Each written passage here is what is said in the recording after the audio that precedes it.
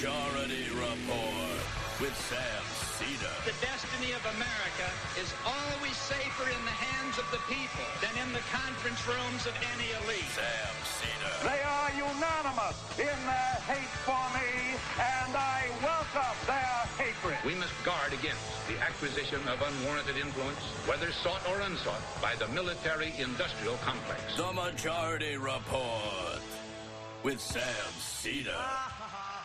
Ever get the feeling you've been cheated?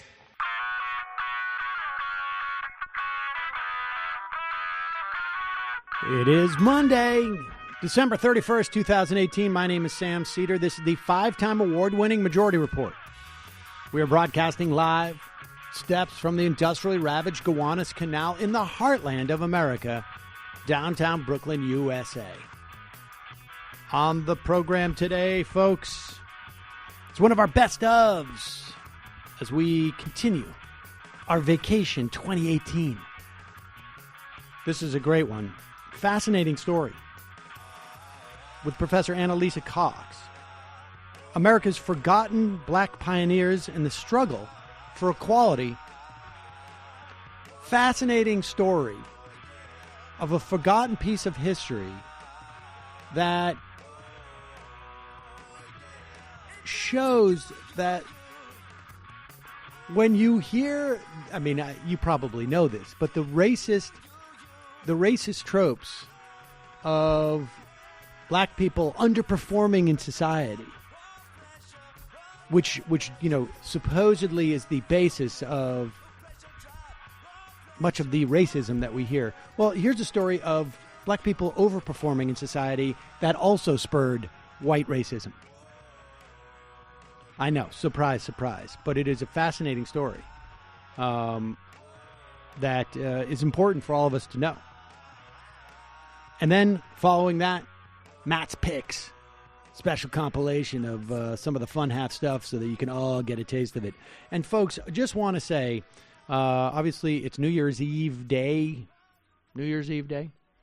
And I can't, on behalf of everybody on the crew, and frankly, on behalf of, the listeners, too, because, the thing about our audience is not only do I appreciate beyond words the support that you have given the show and, frankly, me over the years. I appreciate your listening, but I also, it's super gratifying to hear from you about how much the show means, whether it's emails or phone calls or whatever. But it's also when there are stories of people who listen to the show and the community that is formed around it, when members of that community are going through difficult times, or when members of that community have a cause that they are working on. This community has risen to the challenge. I mean, not even the challenge. We don't even have to issue a challenge. It's not. I mean, people respond within this community in a way that is incredibly gratifying, and really, I mean, it's just gratifying being part of it. But it really, frankly, has less to do with me and us and more to do with you. And so I'm not very good at showing gratitude over the course of the year. I'm a little bit, remote sometimes, I've been told. Not that I listened. But I do want to just thank you and express my gratitude since it's the last day of 2018. And hopefully I can get through all of 2019 and just wait till the last day to do that again. But seriously, thank you so much for all your support and for listening. And 2019, it's going to be great. Meanwhile, what if 2019 was all about slowing down and being mindful? I feel like Michael should be here for this. But imagine how many goals you could accomplish then. That's why this show is excited to partner with Calm, the #1 app to help you meditate, sleep, and relax. Practices like meditation and prioritizing sleep can leave you feeling more rested, so you have the energy to go out and achieve your goals. I'll tell you something. For me, 2019 is going to be the year of sleep. Saul, I think, is done peeing his bed. And that means I've got an open opportunity to get some sleep, and I need it. And if you head to calm.com/majority, you're going to get 25% off a Calm premium subscription, which includes hundreds of hours of programs like guided meditations on issues like anxiety, stress, and focus, including a brand new meditation each day called the Daily Calm. Sleep stories, which are bedtime stories for adults designed to help you relax before you doze off. Head to the lavender fields of France with Stephen Fry. Or explore New Zealand with Jerome Flynn from Game of Thrones. For a limited time, Majority Report listeners get 25% off a Calm premium subscription at calm.com/majority. That's calm.com/majority. You get unlimited access to all of Calm's content today at calm.com/majority. Give yourself the gift of Calm and start 2019 off right. And lastly, even if we all skimp on that full night of sleep, or skip a workout, or brush our teeth with a tire-load toothbrush, we can do better, folks. We're not perfect, but we can do better. And Quip is the better electric toothbrush that can help. Guess what I just got? Well, not when you're hearing this, but a week before you're hearing this. Replacement? No. Ordered an all black. The handle? All black. Wow. The all black toothbrush. Super psyched. I can't believe I'm this excited about getting a toothbrush. But some electric toothbrushes are too abrasive. Quip has sensitive sonic vibrations for an effective clean that's gentle on your sensitive gums. Folks, this is hugely important. Believe me. You get to be my age, you start to realize I totally messed up 15 years ago when it came to my dental hygiene. Plus, it's got a built-in 2-minute timer, pulses every 30 seconds to remind you when to switch sides. The multi-use cover works as a stand. It mounts to mirrors. It slides over your bristles to pack and protect your Quip on the go. No wonder Quip is one of the first electric toothbrushes accepted by the American Dental Association with thousands of verified 5-star reviews. You know why I love my Quip. Because I say this time and time again. It doesn't matter what kind of fancy electric toothbrush you have if you don't use it. The Quip is convenient. It has all the same features that an electric toothbrush has, but it's designed in a slim way so you can actually put it on your narrow sink top, or you can travel with it. The key to getting to good dental hygiene is to use your toothbrush. That's why I love my Quip. And with over 1 million happy, healthy mouths, they do too. Quip starts at just $25, and if you go to getquip.com/majority, right now you can get your first refill pack for free. That's the other great thing about it. They keep sending you refill packs every 3 months, so you never have a crappy brush head. That's your first refill pack free at getquip.com. That's getquip.com/majority. All right, we're going to take a quick break. Come back. America's Forgotten Black Pioneers in the Struggle for Equality with Anna-Lisa Cox. We are back. Sam Cedar on the Majority Report on the phone. It is a pleasure to welcome to the program a fellow at Harvard's Hutchins Center for African and African American Research and the author of The Bone and Sinew of the Land, the unfairly forgotten story of African American pioneers. Anna-Lisa Cox, welcome to the program. Thank you. It's a pleasure. So let's, and I should say it's actually, your subtitle of your book is America's Forgotten Black Pioneers and the Struggle for Equality. But it is a forgotten story of African-American pioneers nonetheless. And so let's just start where we're talking about what period of time have you sort of examined here? Well, it's much, much earlier than anyone has acknowledged or recognized. So this is right after the American Revolution. So, for all of those Hamilton fans out there, this is your bag. So this is the period right after the American Revolution all the way to the Civil War. So the assumption has long been that this region of land, which honestly, I know, is often called the flyover zone, right, for all the coastal livers in America, but more commonly called the Midwest. But at the time that this history is taking place, it is called the Great West, capital G, capital W. It's actually our first free frontier. If you look at maps from the 1790s, this is before the Louisiana Purchase. So this space sort of doubles the size of the 13 colonies. It's a massive piece of land, and in 1787, there's an ordinance written for it at the same time that our national constitution is being written. But in many ways, this ordinance is the best ideals of the American Revolution put down on paper. It's only 4 pages long. And the people who wrote it had to deal with a lot less cooks in the kitchen than the people who wrote our national constitution. So they had a lot more leeway.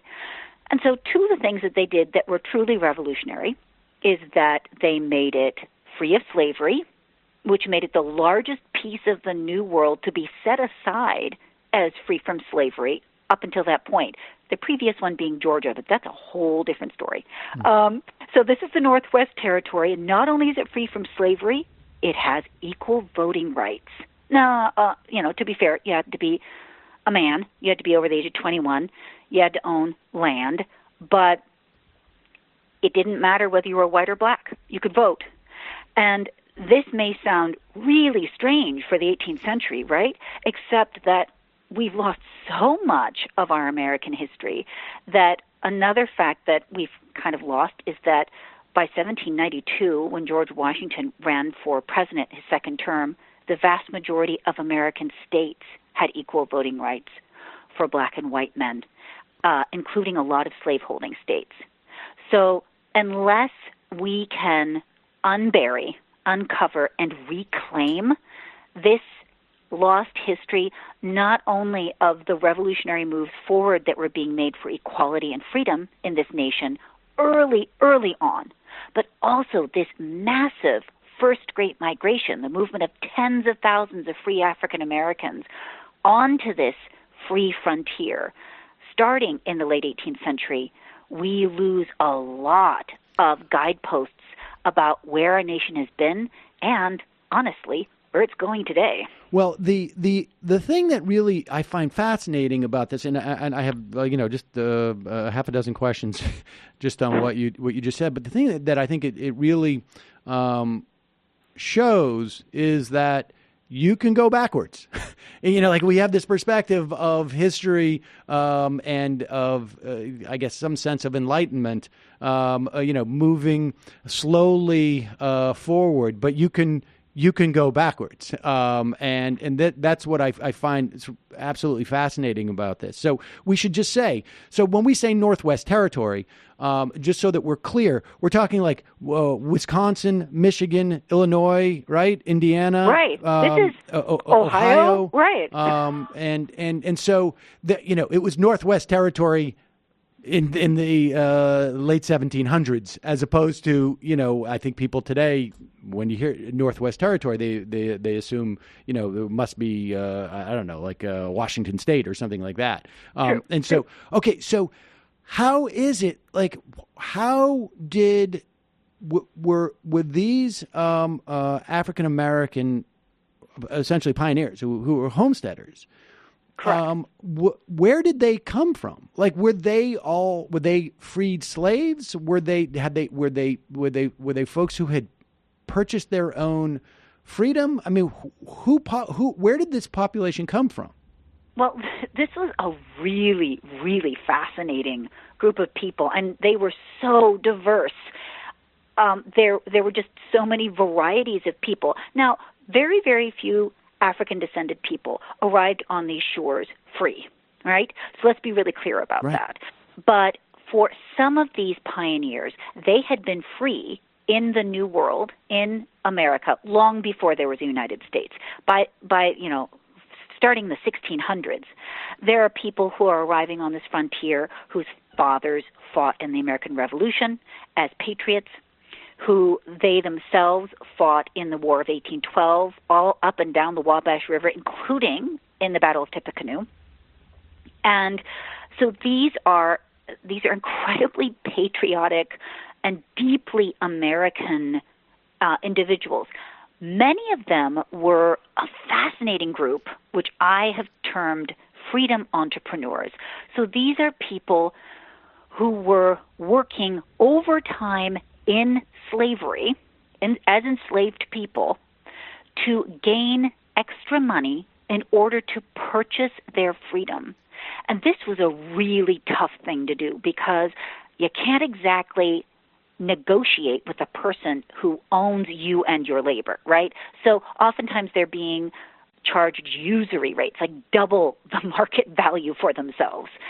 And once they came up with the money, it could just be taken by the person who enslaved them, right? And the entire thing, I mean, the whole thing was set up for corruption. But actually, there were thousands of these freedom entrepreneurs who were coming onto this Northwest territorial frontier long before the Civil War. And as I describe in my book, The Bone and Sinew of the Land, they are rejecting the culture that they came from. So they're coming from this culture, this enslaving culture. Some of them are actually being sold by their own family members, by their fathers, by their half-brothers, by their own cousins, all of whom are white, and who consider themselves owners of these blood relatives of themselves. But they are prioritizing profit over family. So these whites are selling their own kin in order to make money.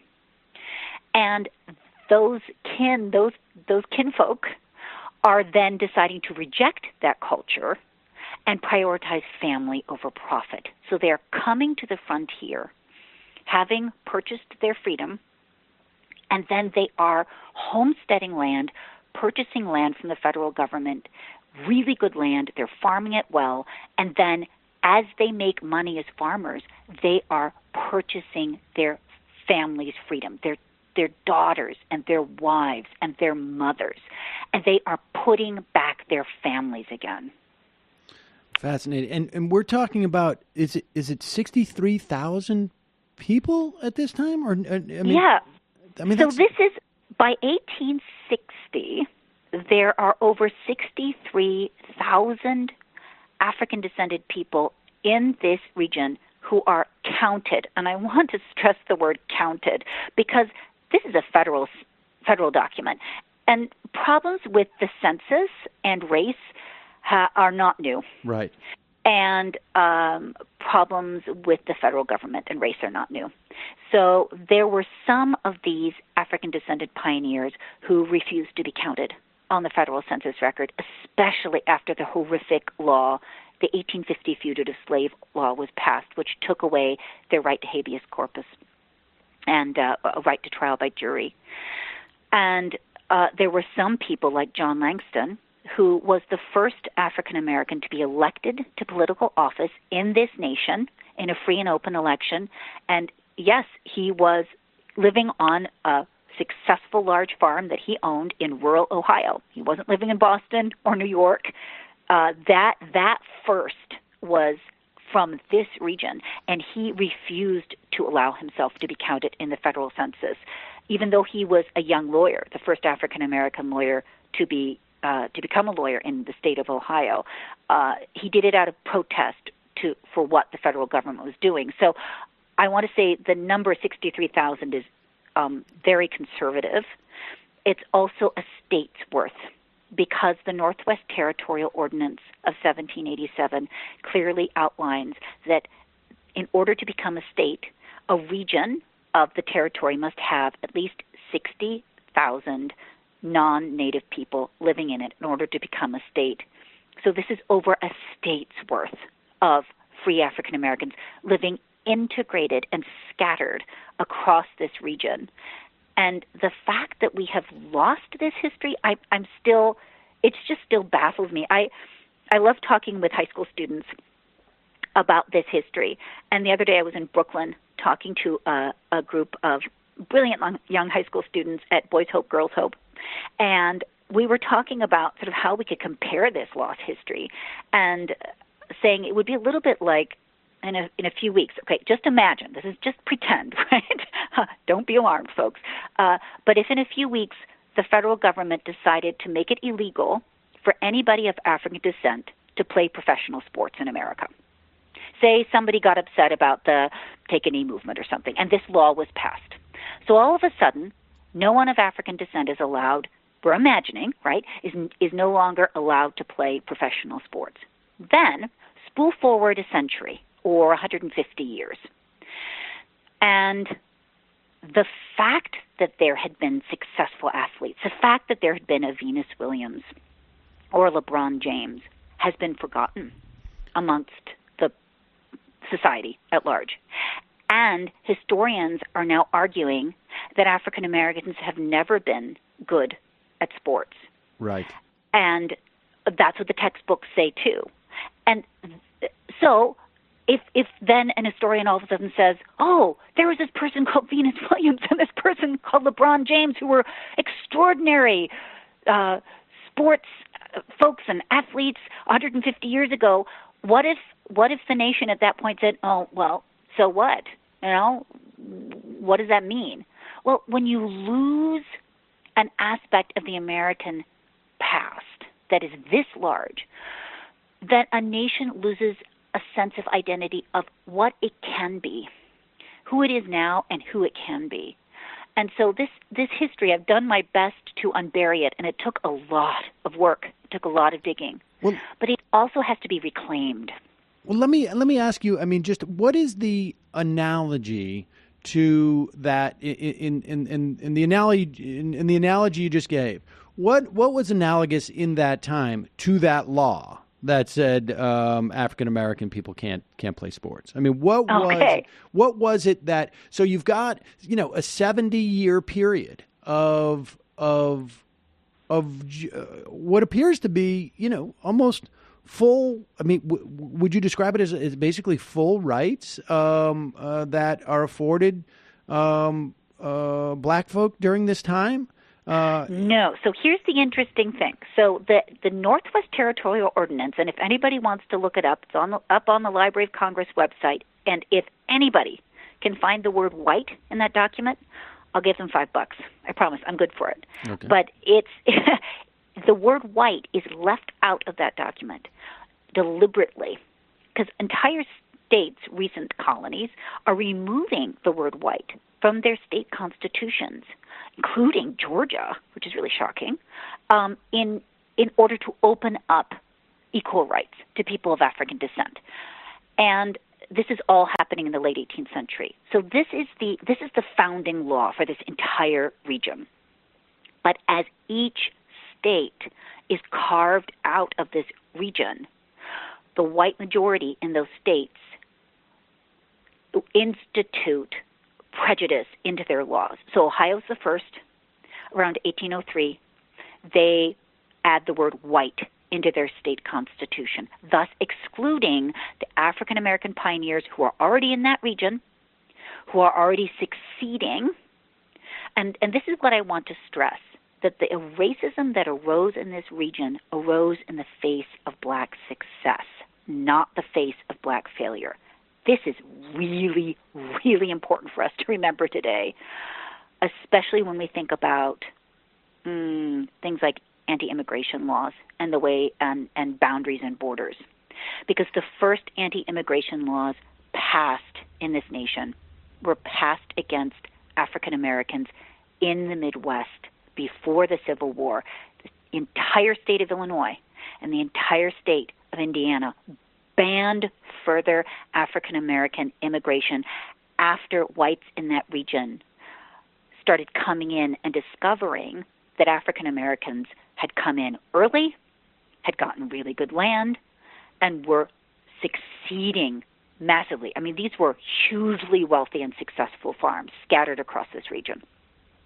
Wow. And so as these as more white people enter into this territory, they hit the threshold to create they have the density, I guess, to apply and then get statehood. They're adding this element to their constitution and to their laws, a race conscious, I guess, element. And so what are the series of laws that begin to, do these folks by the late 1800s, by the time we get to the or mid to late 1800s, we get to the Civil War, have they been dispossessed of this property? It's an amazing story, because when you look at the one of the fundamental disadvantages that black people have had in this country in terms of building wealth has been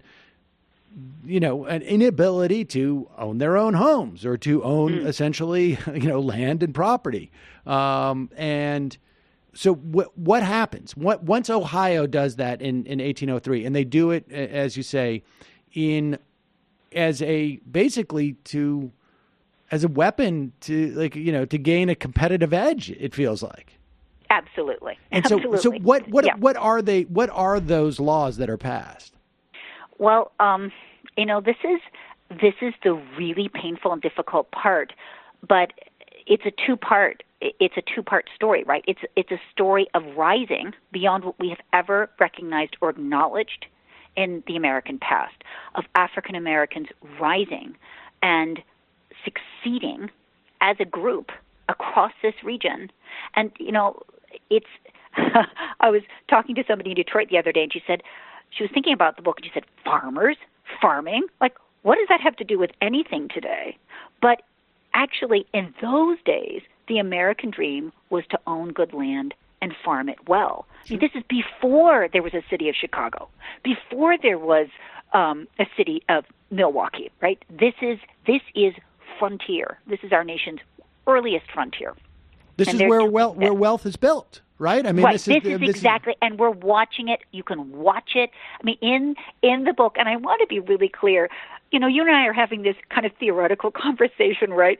But I want to encourage your listeners that this book, I promise, it's not boring, right? These are really heroic individuals. I think people are interested right now. Of course, I'm maybe professionally deluded on a daily basis, but and yes, and you tell the stories of individuals and that you have dug up. But I think it's fascinating to know too that.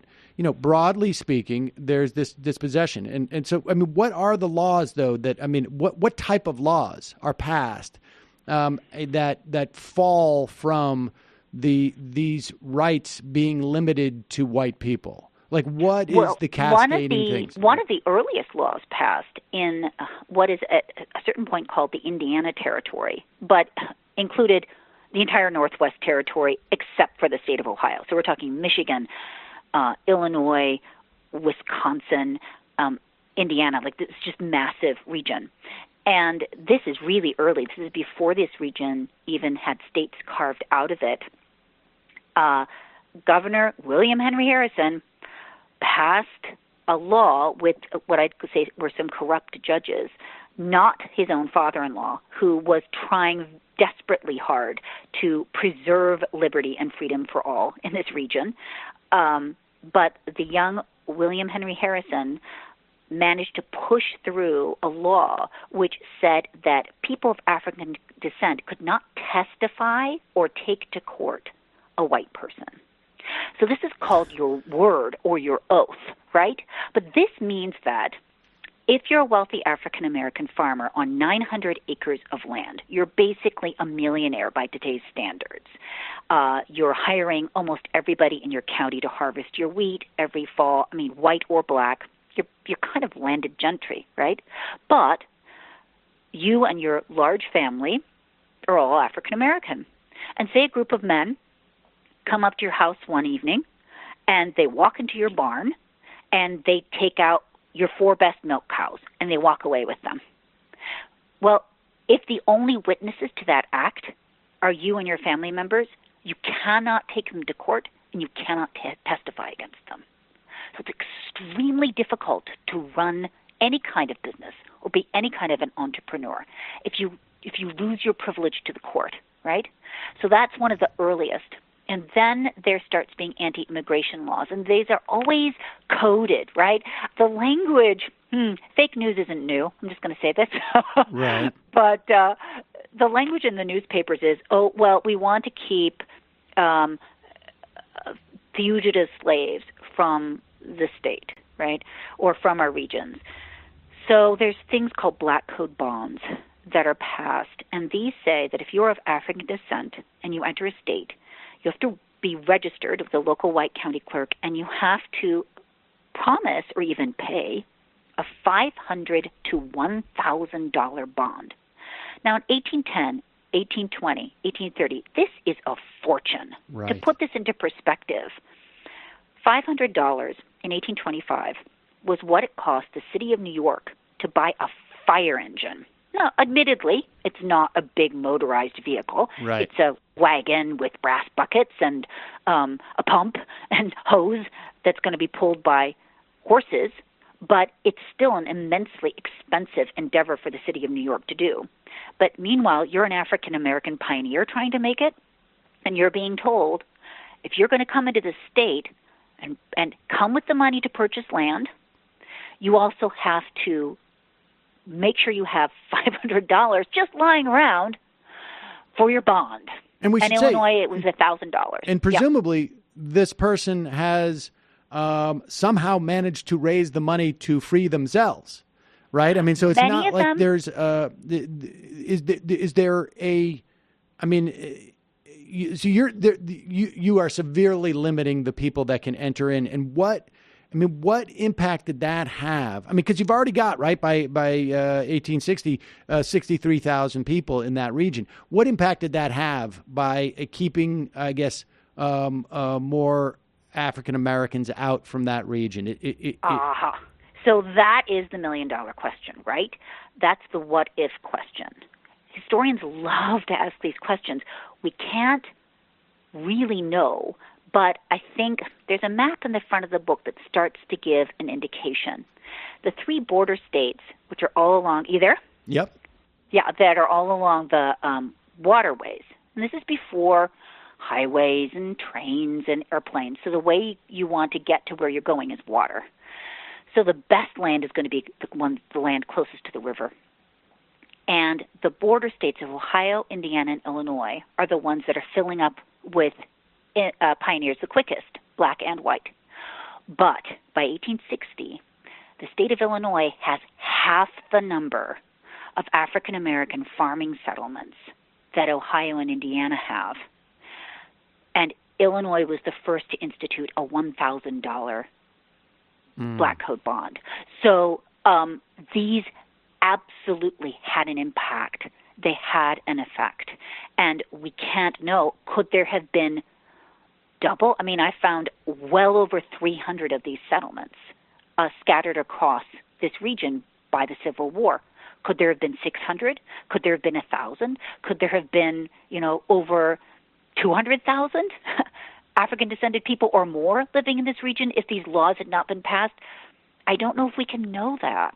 Right. But they certainly had an effect. So what happened to this wealth?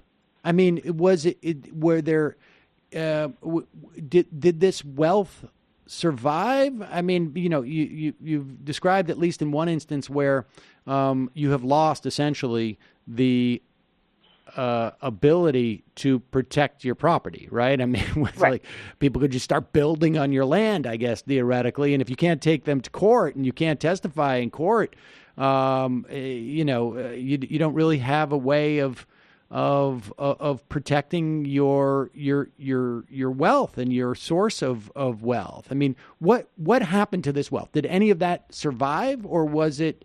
Were people just dispossessed? Where did these folks go, or where did their, I guess, descendants go? Well, some of them are still there, and I want to be clear. the Midwest, the Great West, the Northwest Territory is not monolithic. Each of these states, each of these regions, even each of these counties are different. So some had large settlements. Cass County, Michigan had over 600 African Americans living in it. This is a rural county in southern Michigan by 1860. And some of them, there were white neighbors who came in after these early African American pioneers who were tolerant. Some were actually welcoming. Some were allies.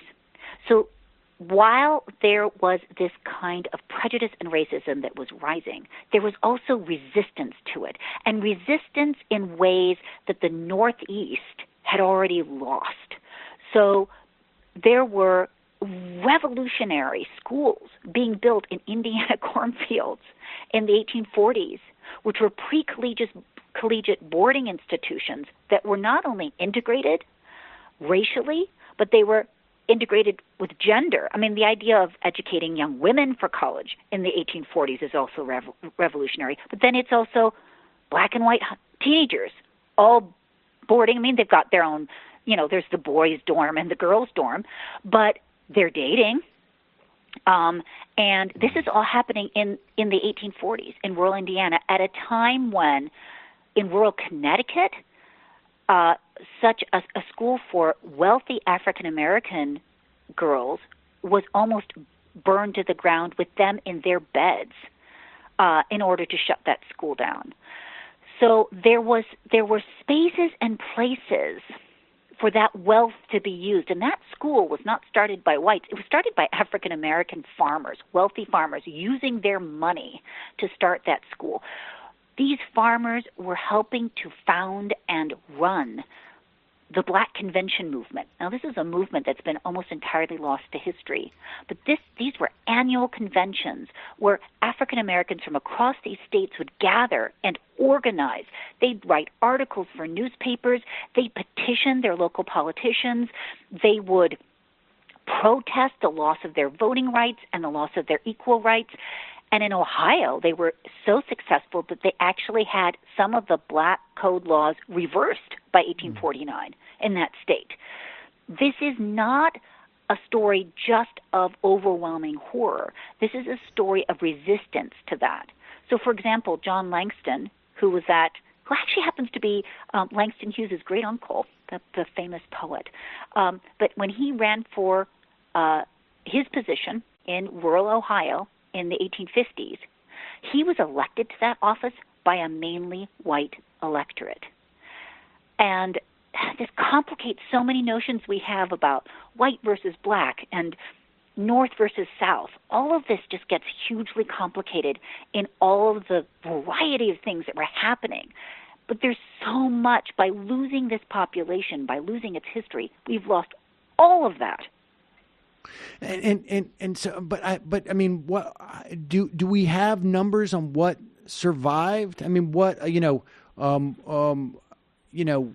would that school that you described, had that been founded by white people and had it been for white people, would that school now be a prestigious national, well-known school, or I guess this is what I'm asking is like, to what extent was all this, again, like, do we have a sense of whether or not this wealth was lost? Can we track it? I mean, that is, I end my book with the Civil War, and I'm really curious about this, Sam. I'd like to know. I mean, I wish I could say that in the Bone and Sinew of the Land that I was able to go right up to the present day.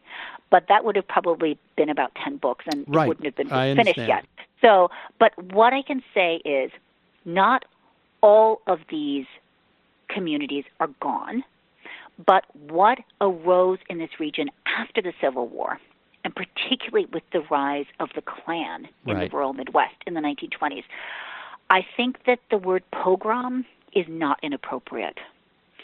And so the level of violence, once they got their rights after the Civil War, and I often say, I know that Abraham Lincoln was shot by a Southerner, but I often think about that speech he gave in which he he thinks it's his first speech after the Civil War. We all know it's his last speech. But he starts talking about opening up the vote to African Americans.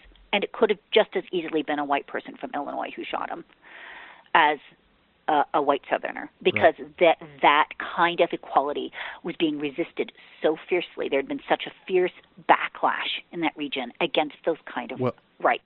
I mean, in fact, we just earlier this week, from the time that we're recording this, we spoke to Linda Gordon, who has wrote a book about the Second Coming of the KKK in the 1920s, and the broad-based support, somewhere around 6 million people, maybe, who were identified as KKK at that time. And many of them were in this region.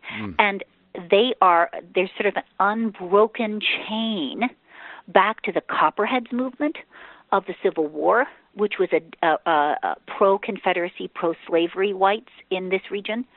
And even before that, the mobocrats, what Abraham Lincoln in his first speech, truly his first speech as a young man in his 20s in Illinois, called the mobocrats, right? This is a movement in the 1830s that was sweeping all of the major urban areas of the North to destroy, and was highly organized, but it was to destroy African Americans rising in the cities of the North. So it was burning down schools, meeting halls, churches, middle-class neighborhoods, even an orphanage. This is sweeping most of the major cities of the North in the 1830s. I mean, this is an aspect of the Jacksonian period that we've almost completely lost, but certainly is due some more similar looking at. So when we talk about the resurgence of the Klan in the 1920s, I would argue that was maybe its third or fourth manifestation, right? But the Klan wasn't just Southern, and it wasn't even just Southern right after the Civil War. As I noted in my book, there was at least one case I've come across in Ohio right after the Civil War in the 1870s, where a wealthy African-American farmer in Darke County, Ohio, was asleep in his bed, and a group of men gathered around his home with white masks over their faces and started shooting into it and killed him. Wow. And his two children only managed to escape because they hid under their beds, and they were on the second story. But the local newspaper called it Klan activity. So we really, all I can do and all I can say is that in the Bone and Sinew of the Land, I've done my best to start to resurrect this history, but it is going to take people picking it up, reading it, listening to it on audiobook, asking questions, starting discussions for us to really understand what we've lost and what we can learn about it today. But in terms of their wealth, where they are today, who they are today, that's something I'm really excited to see come to light. What I know is that some of these farming communities are still in existence. There are still Morrises in Illinois in the Wabash River Valley farming in the same county that the Morris family has farmed for over 200 years. Same in southwestern Indiana, Lyles Station, Indiana. African Americans are farming the same land that their families have farmed for over 150 years, and there's a history of African American land ownership and farming in that county that goes back well over 200 years. I could just start listing them, Western Ohio. I've got that map, but Cass County, Michigan, they are still there, and despite the levels of violence that their communities experienced. Well, I mean, it's one more, chapter in the repeated dynamic of the expansion of black rights or wealth in this country met with an equal and sometimes overpowering response by whites to attempt to sort of like reverse those gains. And it would be fascinating to know, too, about how successful, because it sounds like they were these white folk were pretty successful in inhibiting and I guess in many cases just stripping this accumulation of black wealth and rights. Yeah, I mean, there's a reason this history has been buried. I'm beginning to discover this. The book has only been out, The Bone and Sinew of the Land has only been out about a month. But it's been really interesting to see the response, because in some of these communities, in the Midwest that are overwhelmingly white, the response has been sort of to shut their ears to this, to ignore it, because histories like this don't stay buried without work. Right. I often say to people, diversity is the baseline in this nation. It's a monolithic sort of, the idea that the Midwest is, or the rural Midwest is homogeneous, right? Is a myth, but B, a violently created homogeneity. I mean, there's the fact that there are whole swaths of the Midwest that are now rural Midwest that are now mainly white happened through violence, for a reason, and so then it's going to take work to reverse that. Whether you're talking about a Fortune 500 company or a county in Michigan, or a school, right, or a community or a neighborhood. The lack of diversity takes real work to create a lack of diversity. It's amazing how easy diversity is if it's not resisted. It's funny because a lot of people I talk to act as if, well, we got to have our diversity training. We got to work on making the workplace more diverse. I want to say, well, maybe if we have to look into why there's a lack of diversity in the first place. Because, and that's, I think this book really starts showing the roots of that. But so much is lost if we reverse diversity, right?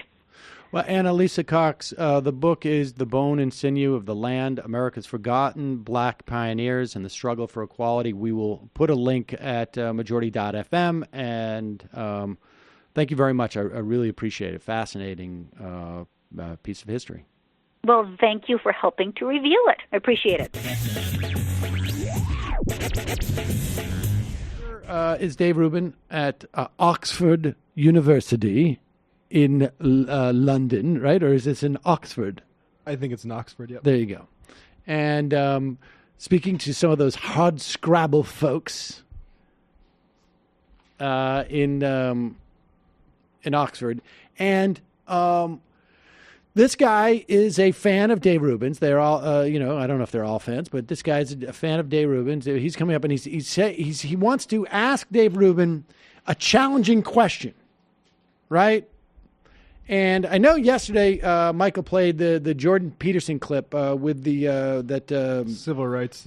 Jim Jeffries, where he's asked one of the most fundamental questions you could ask someone like Peterson, as to like a question that comes up in almost every debate that I have with a libertarian who calls in. And Jordan Peterson's construct is basically libertarian. I mean, I don't think he perceives it as his arguments as being economically founded, but the construct is the same.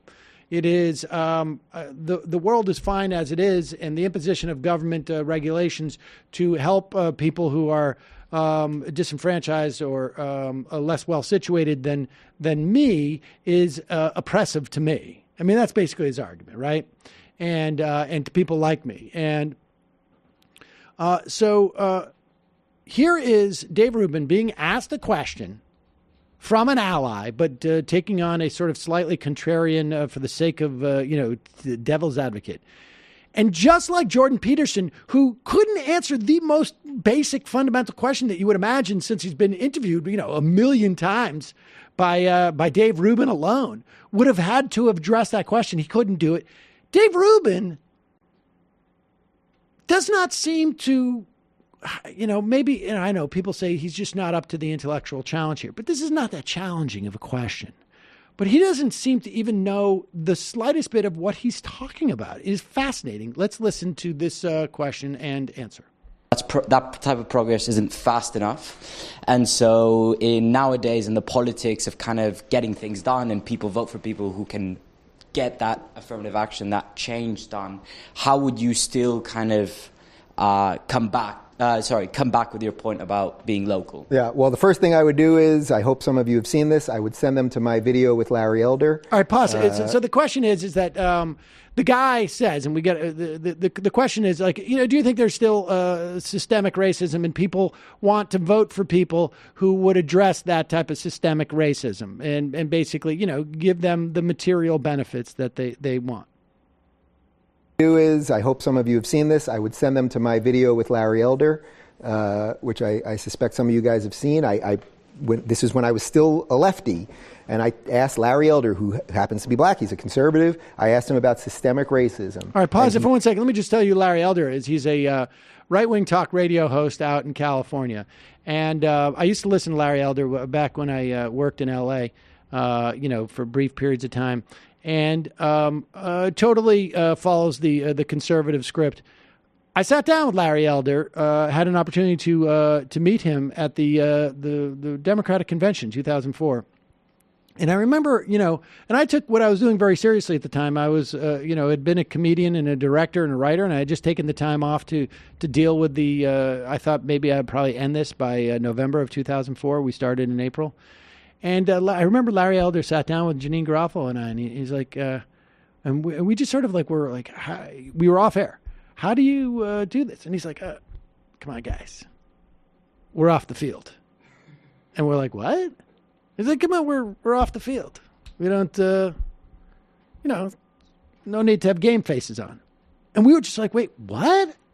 Like, you think this is just a job to you? Was that him, how he reacts generally, or just because he didn't want to get into it with you off mic? I don't know, but he was almost surprised that we took it that seriously. Sounds like Larry Elder doesn't take ideas seriously. Maybe, I don't know, but Dave Rubin's really touting this. But so let's hear what he's got to say. He basically beat me senseless. I mean, it is a violent video on YouTube. He beat me senseless with facts. Systemic racism, let me just talk about America here, so I'm not going to talk about the UK here.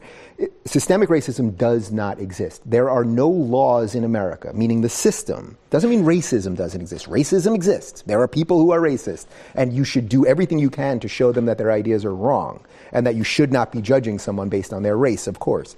But the idea that there is systemic racism, meaning that there are laws in place that treat black people differently or Asian people differently or white people differently, simply doesn't exist. Okay. Now, what Dave is showing here is that he doesn't know what the word systemic racism mean.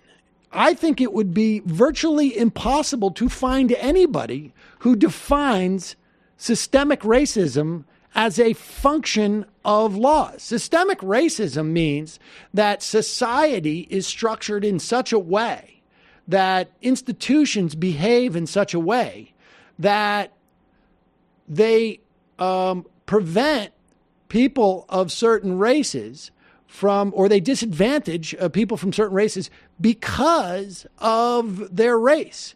And not just because of their race in that moment, because they are descendants of people of a certain race, because their race has, in some respects, defined their circumstances. Now, it doesn't mean that they can't break out of it. Doesn't mean that but that, largely speaking, the structures of society, the system, works against them. Not that there are laws. He's just simply either made that up or just so ignorant about it. I don't know. Or maybe just misremembers what Larry Elder told him. Or maybe that's why he got beat up by Larry Elder in that interview. Maybe he got a concussion from that. He wasn't that bright at the time or something. Something happened. But let's continue. Or white people differently simply doesn't exist. Now, that doesn't mean that we can still do better on certain things. So, for example, often black people will be incarcerated longer for simple crimes that if a white person committed won't be. Now, that has to do more with socioeconomic reasoning, which is why I would be for if you can get an economy that's as free as possible, you will have more and more people, regardless of the color of their skin, being able to partake in an economy. Okay, so if I'm to understand him, the reason why there are more black people incarcerated, can we just go back and listen to this again? Because he seems to be saying the reason why there's more people, black people incarcerated is because of socioeconomic reasons, and that if we had an economy that included everyone, then they wouldn't be forced. He doesn't say they wouldn't be forced to commit a crime, but that's the implication. So, and this is why this is so difficult. He at once is saying there's no systemic racism. But then he says that the economy does not include everybody. Okay? And presumably those people are the black people that he's talking about who are disproportionately in jail. So he's both saying that there's more people in jail, black people in jail, because they can't participate in the economy, sort of saying like that they're forced into getting arrested for drug crimes at a higher rate, even though we all know white people have as much, if not more, the drugs than black people do. He's ignoring that aspect of it and then blaming on the fact that black people can't participate in the economy, which apparently to him is not a function of systemic racism. It's a function of somehow, I guess, an economy that just coincidentally left off the people who have been historically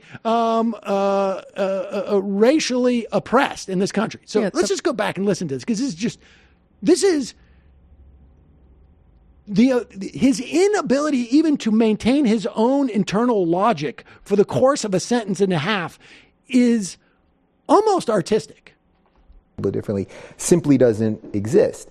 Now, that doesn't mean that we can still do better on certain things. So, for example, often black people will be incarcerated longer for simple crimes that if a white person committed won't be. Now, that has to do with more with socioeconomic reasoning, which is why I would be... How is it that if black people are committing the same crimes as white people, but they're incarcerated more, how is that socioeconomic? How is that not systemic racism? And even, like, what does that mean it's socioeconomic?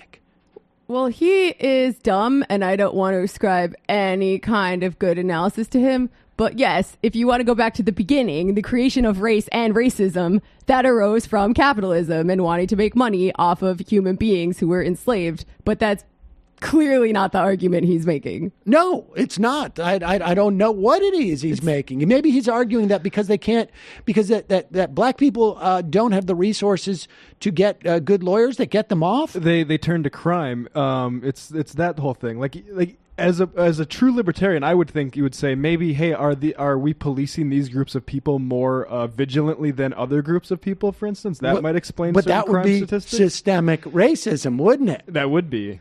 Yeah, I mean, but the thing is, he concedes that black people are not treated equally by the justice system in the first sentence, and then he says, but it's socioeconomic reasons, which it's almost impossible to know what he means by that, except for the only explanation later is that there are people who are systemically kept out of the economy, which would also be instructive of systemic or evidence of a systemic racism. Because the problem with our economy is it's not libertarian enough right now. Or if you can get an economy that's as free as possible, you will have more and more people, regardless of the color of their skin, being able to partake in an economy. But, it's so funny because this is where the Democrats have sort of owned a lot of the minority communities. And I think Candace Owens and Kanye, believe it or not, are the leaders out. I mean, I really think they are.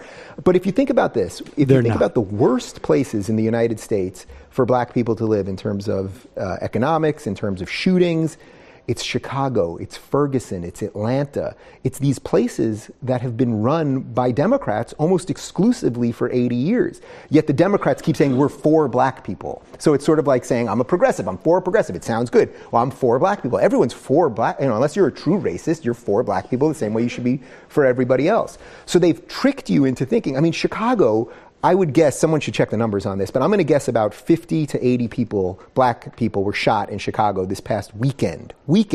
You never hear about that. So pause it now for a second. So here he is. This is the guy who decries making everything political, right? here he is trying to explain that there's no systemic racism, but somehow because Democrats have controlled, certainly not Ferguson, but in Chicago, and I don't know for how many years it's been Atlanta, there's certain attributes I think I associate with Georgia that may also indicate why there might be some long-term problems there.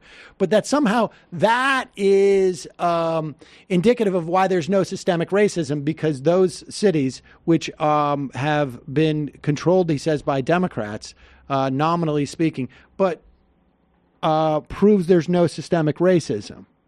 Well, affirmative action, as the guy who asked the question mentioned in his question, someone should ask Dave Rubin if he considers that structural racism. That if the actual, I think that British guy was not using affirmative action in the way that we use it. Yeah, okay, I think he was enough. just saying like actual action that is proactive in some way. But wait, is there more to this one? Or, yeah. Yeah. This is great now. Okay, so he goes through the sort of the tired analysis of Chicago. Is not there's a lot of murders in Chicago, therefore there's no systemic racism because that's controlled by Democrats, which of course makes absolutely no sense. Democrats have sold out working class people of all different races, yes, but that's it's not fine, because but that's not they what we're weren't talking about. neoliberal enough. Right, exactly. Mostly black on black crime. Well, if the Democrats are so good at fixing these problems, why is it that in their cities it's always the worst? And it's because they create these incentives that are actually disincentives. And if you give people things, it becomes very hard to not want those things anymore. And I can give you, I know that anecdotal stuff isn't always the best way, but I can give you one. Pause it. First of all, it's not anecdotal, but whatever. I misspeak too.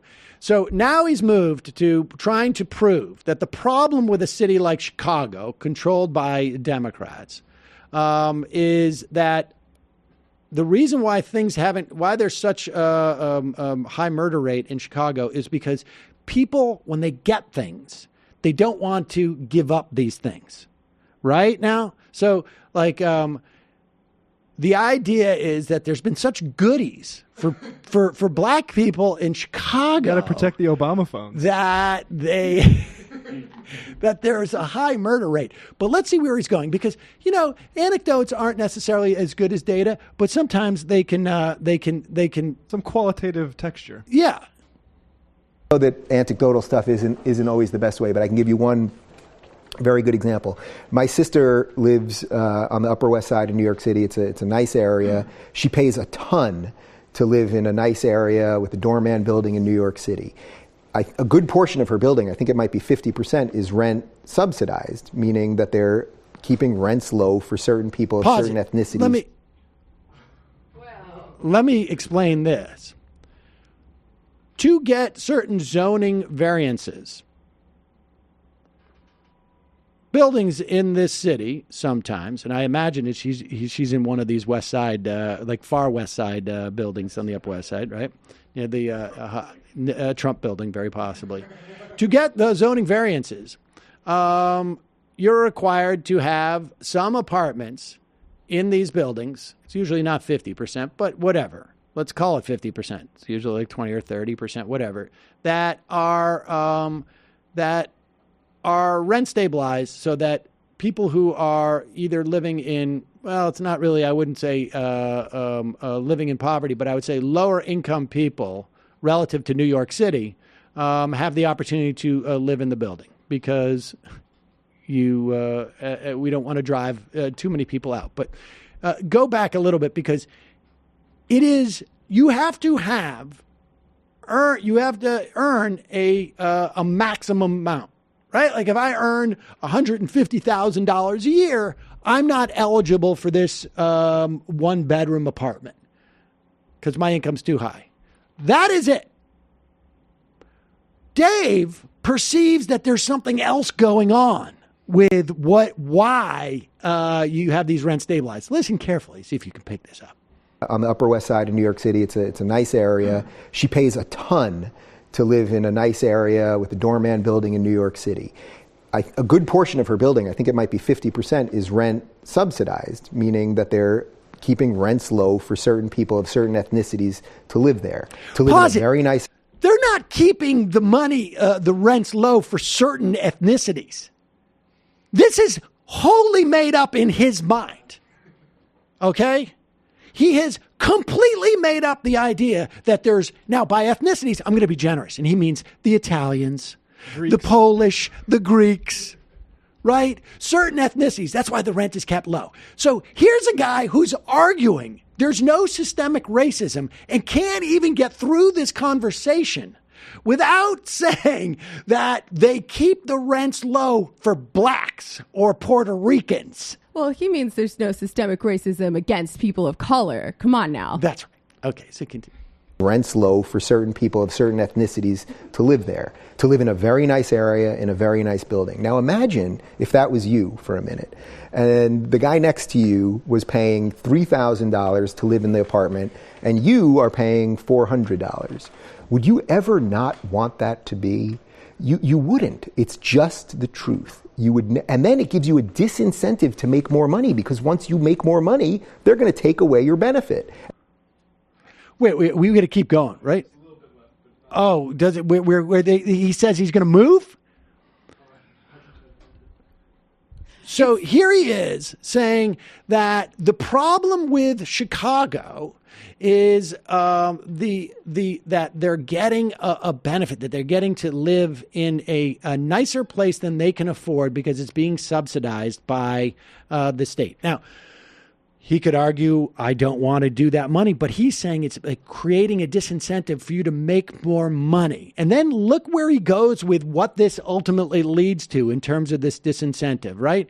Here it is. He goes and he says, this is going to be a problem with mostly black on black crime. Well, if the Democrats we're going to go a little forward.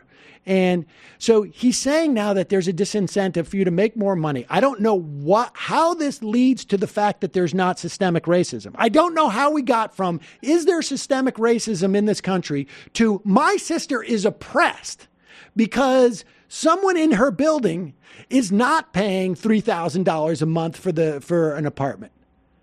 Well, he believes in systemic racism against white people, I think. Exactly. Here we go. New York City.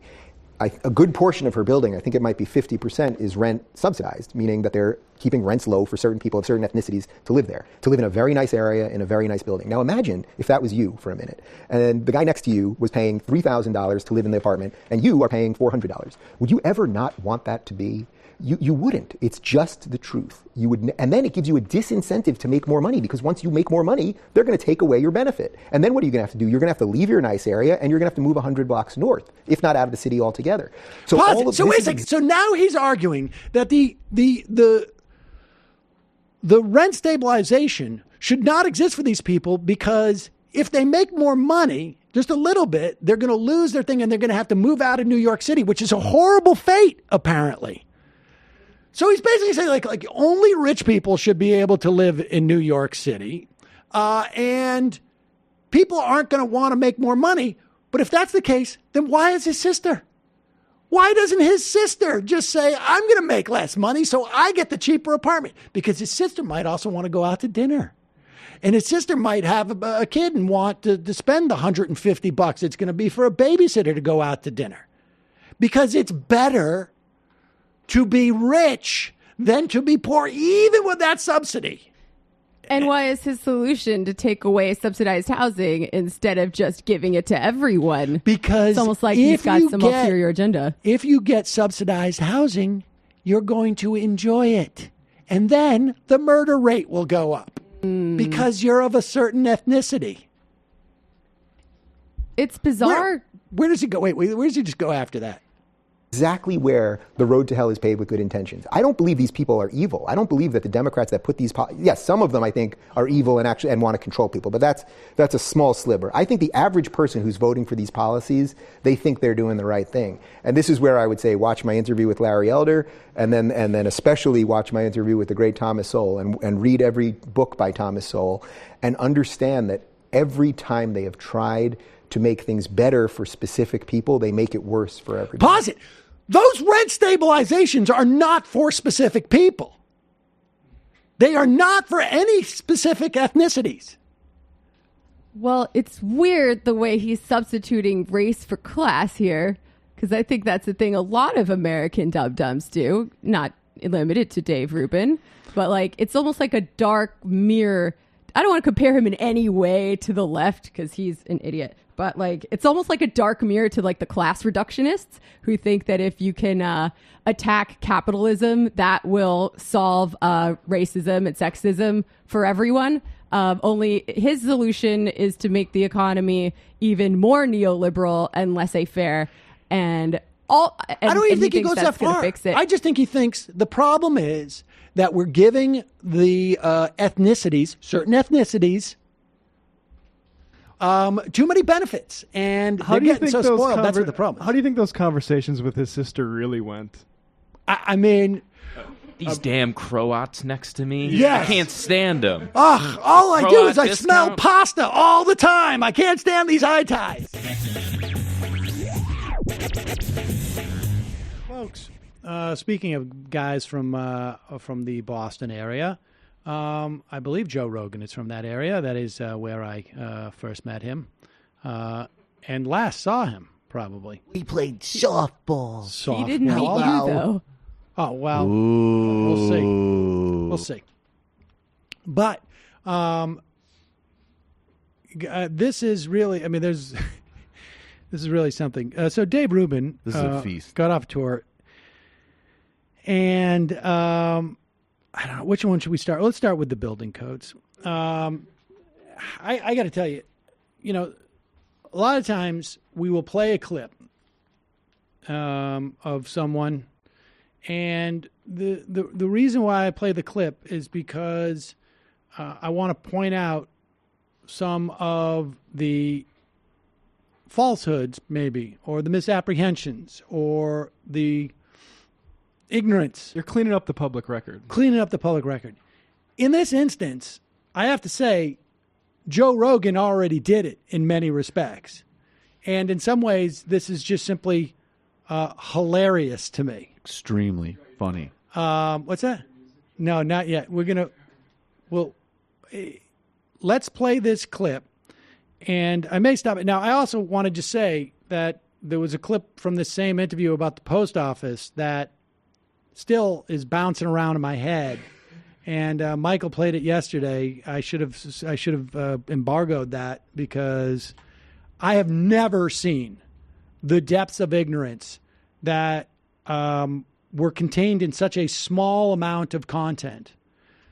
Almost not every word, because of course words themselves cannot be ignorant.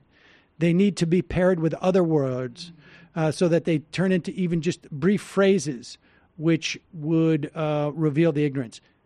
The level of ignorance in his talking about the post office, you could almost take any 3 words.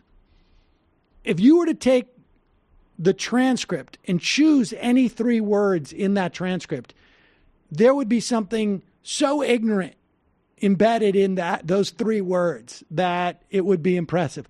But his ability to put them together into clauses and into statements and into sentences, it's almost like if it was an art project.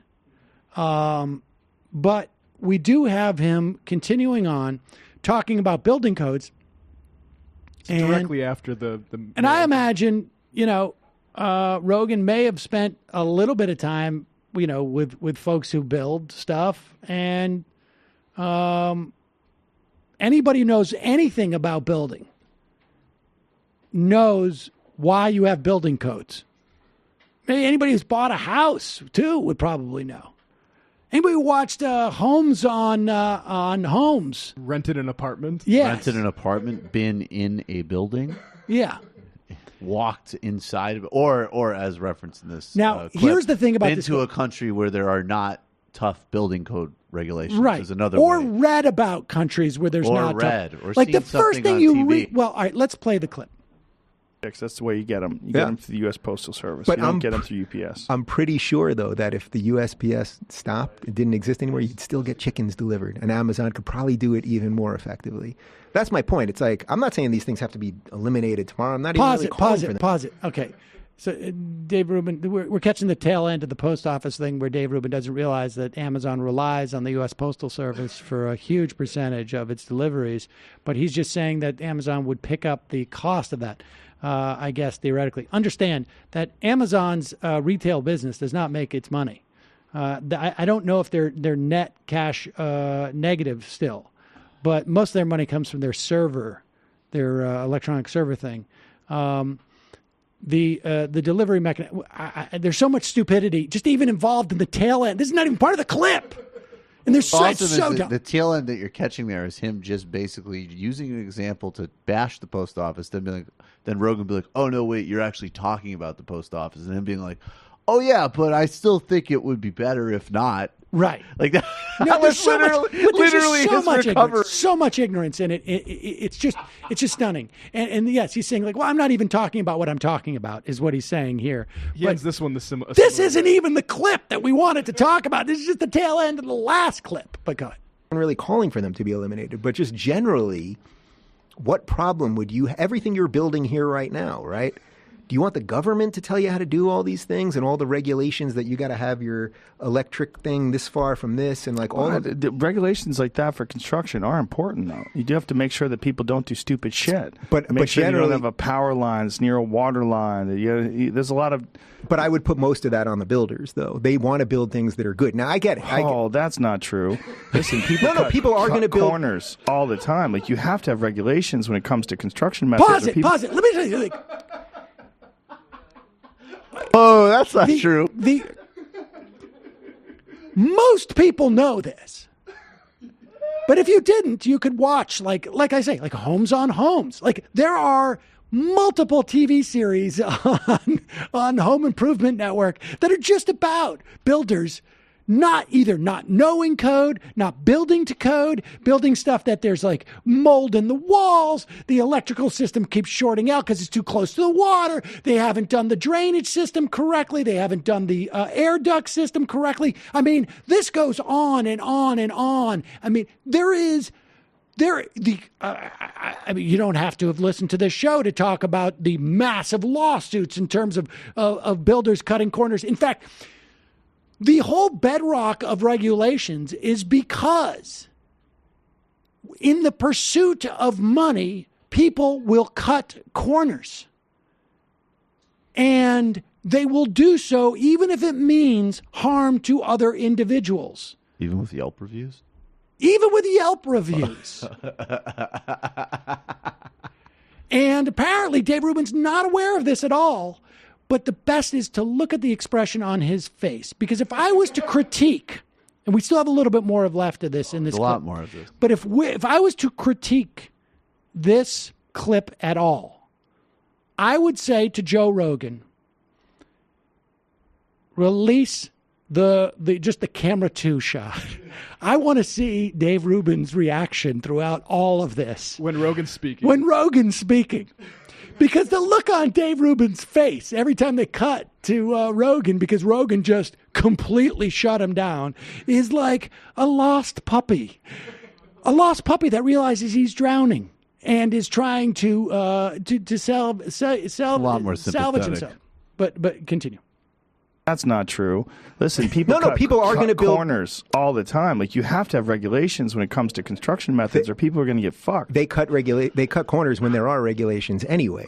They do. They would cut a lot more if there weren't regulations. I'm not totally. You go to third world countries and look at construction methods. Pause it for 1 second. So Rubin uses the defense. Well, you can have laws, but people are going to break them. So under that theory, right, there would be no laws because every law has been broken at least once. So why have any laws? Why not just have the purge 24/7? Right, exactly. It's just a constant rotating. You'd be incentivized not to purge because you'd want people to hire you to build. HGTV needs a purge. All right, go back a little bit and then play.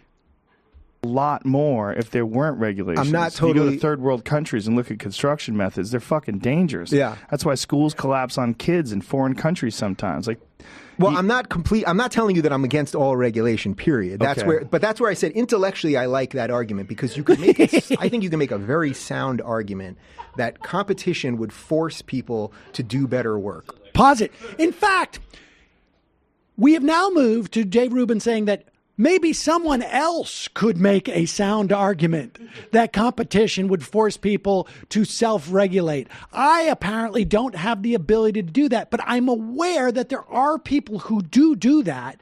But I have shown that even though I am paid on my show by people who professionally profess this, right? He gets money from the Koch brothers. The Koch brothers' raison d'etre as a political force is to unshackle their businesses from regulations that prevent them from maximizing their profits at the expense of society.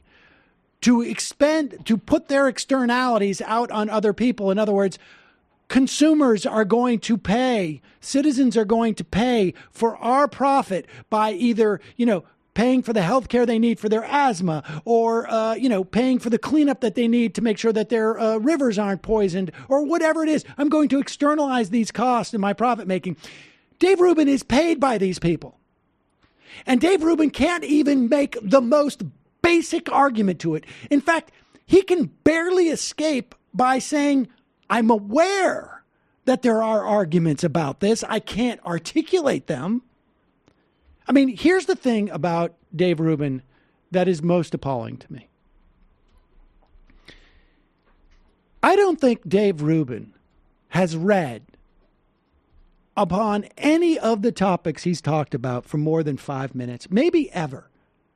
Like, if you know you're going on a show, and maybe he thought that Rogan wouldn't in any way question him whatsoever.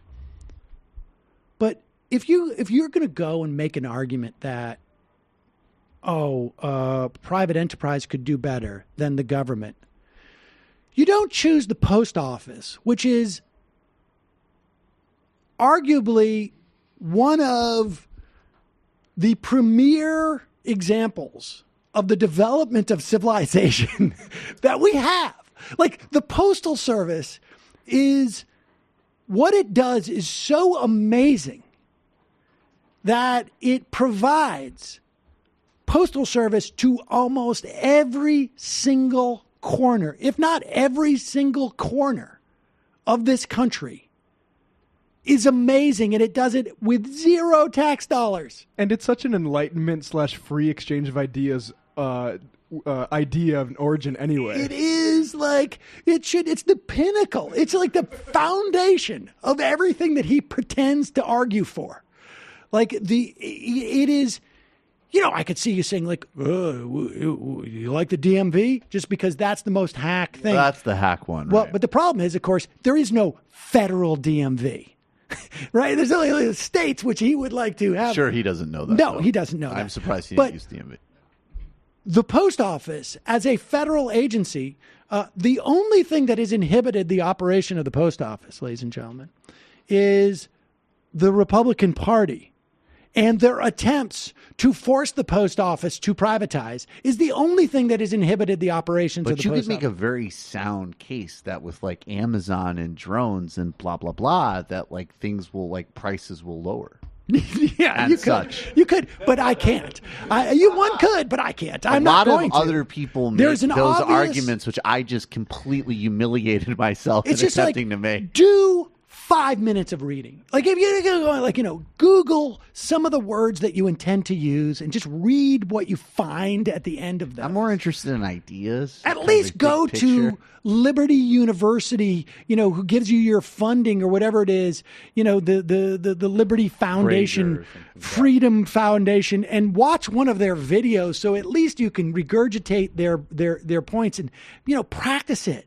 Practice it with somebody so that you can not make a total ass of yourself. For gosh sakes. You make a living at this. You make a damn living espousing this bullshit. Don't you feel some obligation to read 5 minutes into an argument so you can avoid the most... You want to talk about building codes? And by the way... you picked both those topics. And let me just say... this is like the low-hanging fruit. And if these videos upset you, think of them as Yelp reviews to incentivize you to do better as a small businessman. Yes, in fact... I mean, I feel like the government should step in and regulate what you're doing because obviously, like, clearly, like, you're not doing your job There well. needs to be a federal bureaucrat who says, look, you can advocate all of the demented nonsense you want. We have a First Amendment. But if you're going to do it in such a recklessly incompetent way. I mean, you need an example of why a builder might cut corners and deliver a subpar product. Watch your videos of yourself.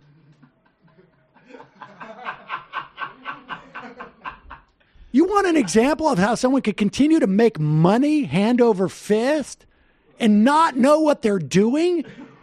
Look at your YouTube channel. Look at your bank account. Look within. Exactly. The truth lies within Refresh you. your Patreon page. The truth lies within your Patreon analytics. Exactly. My gosh. Let's go to a 509 area code. Who's this? Where are you calling from? Samuel Cedar, I presume. Yes. Long-time listener, first-time caller from the Hall of Presidents in sunny Orlando, Florida. Wow. At Disney Resorts. 'Tis I, Franklin Delano Roosevelt. Oh, well, hello, Franklin Delano. Samuel, Yes. yesterday I tuned in to your show late and could hear you were quite distraught about something, but I did not hear the news. Tell me, was there a collapse of the global markets, leaving tens of millions of Americans homeless, jobless, and scrapping for their next meal?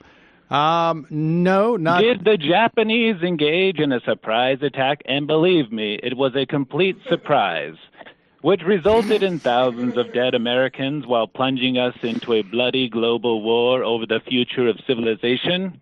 No, it was. And tell me, Samuel, do your legs still work? They do, yes. Barely. Then pull yourself together, for Christ's sake. In my day, when they tried to own the libs, I lined up all the Republicans in Congress, shoulder to shoulder, and had Eleanor push my chair down the line while I whipped each of them square in the balls with my cane. Yes, they did everything they could to stop my greatest accomplishments, like, say, I don't know, a little thing you may have heard of. What's it called? Social fucking security? Right, I've heard of that. That's one of my favorites. Yes. Yes, Sam, things are bleak. And now you've had your day to mourn, to wander the streets of New York like a sad, pathetic dog with your tail between your legs. But today you sharpen your shiv because you're in a motherfucking prison yard fight, Sam. Now go bury that toothbrush handle in the jugular of the biggest, meanest man in the clink. Metaphorically speaking, of course. Yes. Well, I appreciate that. Now I must jump, as they say, before the more troubling parts of my legacy get brought up, like the Japanese internment camps, my treatment of the Negroes, or that time I fucked my cousin. Thank you. Wow. The more you know. Yeah. That was very edutaining. That, yeah, you know, I got, it was not a New York area code, too. That was the odd part. Or a Florida one. He might be down taking the Springs. That's right. Well, I mean, he is from the Hall of Presidents. I mean, as far as we know, he is dead. Calling from a 208 area code.